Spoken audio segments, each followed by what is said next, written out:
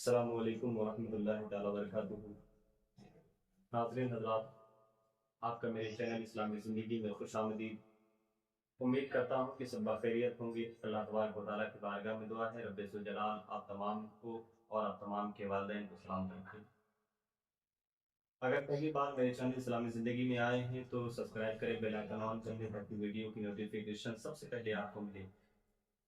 एक भाई ने सवाल किया है कि सुन्नत तरीका हमें वज़ू करने का बताएं। हमें सुन्नत तरीका नहीं मालूम, सिर्फ जल्दी जल्दी वज़ू कर लेते हैं, सुन्नत तरीका बताएं। तो चलिए सुन्नत तरीका बताते हैं। सबसे पहले आप पानी लें, उसके बाद बिस्मिल्लाह पढ़कर 3 मरतबा अपने हाथों को गट्टों तक धोएं। गट्टा कहते हैं, ये कलाई की ये वाली हड्डी को गट्टा कहा जाता है। तो 3 मरतबा अच्छे से धुलें, बिल्कुल अच्छे से। उसके बाद कुल्ली करें। कुल्ली करने का तरीका ये है कि अगर आप मिसवाक, जिसे दतून कहा जाता है, आपके यहाँ उसे क्या कहते हैं कमेंट करके ज़रूर बताएं। मिसवाक करें। अगर मिसवाक ना हो तो उंगली का इस्तेमाल करें दांतों में अच्छे से अंदर की तरफ, और गरारा करें अगर रोज़े की हालत में ना। रमज़ान में अगर रोज़े की हालत में है तो गरारा हरगिज़ ना करें, क्योंकि फिर डर रहता है कि पानी चला जाएगा, रोज़ा टूट जाएगा। इसलिए अगर रोज़े से ना हो तब गरारा करें और अच्छे से कुल्ली करें ताकि मुंह के पुर्जे पुर्जे में पानी पहुंच जाए और हमारा मुंह अच्छे से गीला हो जाए, साफ हो जाए। उसके बाद आपको नाक की नरम हड्डी तक पानी चढ़ाना है। नाक की नरम हड्डी किसे कहते हैं? नाक की नरम हड्डी कहते हैं जहां तक ये नाक दब जाती है, उसे नाक की नरम हड्डी कहा जाता है। तो अच्छे से नाक की नरम हड्डी तक पानी चढ़ाना है और उल्टे हाथ की छिंगली से हमें नाक नाक साफ करना है। नाक साफ करना है ताकि अंदर भी पानी अच्छे से पहुंच जाए और नाक के अंदर भी गीला हो जाए। उसके बाद हमें चेहरा धुलना है।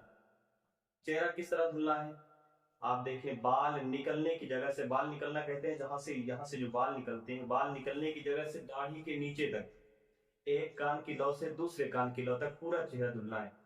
अगर आपकी दाढ़ी है और दाढ़ी हल्की है तो पूरी दाढ़ी को भिगाना जरूरी है। अगर आपकी दाढ़ी इतनी घनी है कि पानी नहीं पहुंच सकता तो कम से कम खिलाल करें। अच्छा, खिलाल करने का तरीका क्या है मैं आपको बता दूं। खिलाल करने का तरीका यह है कि अपनी उंगलियों को दाढ़ी के पीछे तरफ से आगे को लाना, इस तरह करके गीले हाथ करके इस तरह करना है ताकि पूरी दाढ़ी भीग जाए, आपके अच्छे से बाल भीग जाए। ये खिलाल करने का तरीका हो गया। तो आपको अच्छे से अपने चेहरा धुलना है। एक चीज ये याद रख रहे कि वुजू करने में अगर आपके बदन का आज़ाए वुजू का एक भी बाल सूखा रह गया तो आपका वुजू ही नहीं होगा।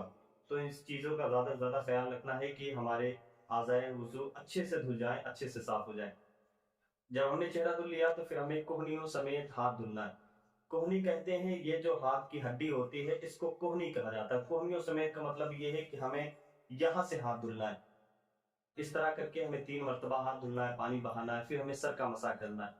देखिए, बहुत सारे लोग मसाज करने में गलती करते हैं। मैं आपको 2 तरीका बताऊंगा, आप उस पर अमल करें। पहला तरीका ये है कि हमें हाथ अपने लेने हैं, 3 उंगलियों को मिलाना है, सिर्फ 3 उंगली। ये उंगली मिली, उसके बाद हमें शहादत वाली और अंगूठों को बिल्कुल बालों से अलग रखना है और गदेलियों को बालों से अलग रखना है। किस तरह? हम यहाँ ये रखेंगे और लेकर इसी तरह उंगलियों के बल पर जाएंगे पीछे पर, और फिर पीछे उंगली उड़ जाएगी, गदेली हाथ की रख जाएगी, फिर गदेलियों के जरिए से बाहर आए। अब हमारी शहादत वाली उंगली और अंगूठा बचा, तो शहादत वाली उंगलियों से कान का मसा अच्छे से करेंगे और अंगूठे से कान के पीछे का, और ये हाथ की जो पीठ है उससे गर्दन का मसा करेंगे। ये पहला तरीका हुआ मसा करने का। दूसरा तरीका, आप तीनों उंगलियों को मिलाएं और यूं करें, जैसे हम पानी लेते हैं तो यूं इनको, अंगूठे को और शहादत वाली उंगलियों को अलग करना है और बेहतरीन इस तरह मिलाना है, चुल्लू जैसे पानी पीने के लिए इस तरह करना है। उसके बाद हम यहाँ रख के पूरे बाल में ले जाकर पीछे तक ले जाएंगे और कान का मसा और कान के पीछे का गर्दन का मसा, इस तरह करके हमें मसा करना है। ये 2 तरीके हो गए।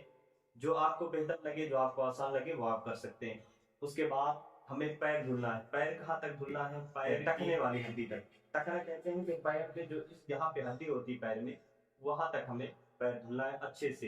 एक चीज और रखना है कि अगर हमारी पैर की उंगलियां बिल्कुल करीब करीब हैं तो हमें उंगलियों का खिलाल जरूर करना है। खिलाल करने का तरीका क्या है?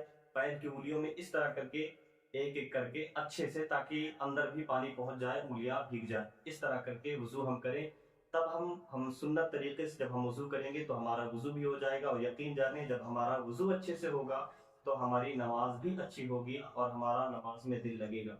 कैसी लगी वीडियो कमेंट करके ज़रूर बताएं। मिलते हैं एक और वीडियो के साथ। खुदा हाफिज़।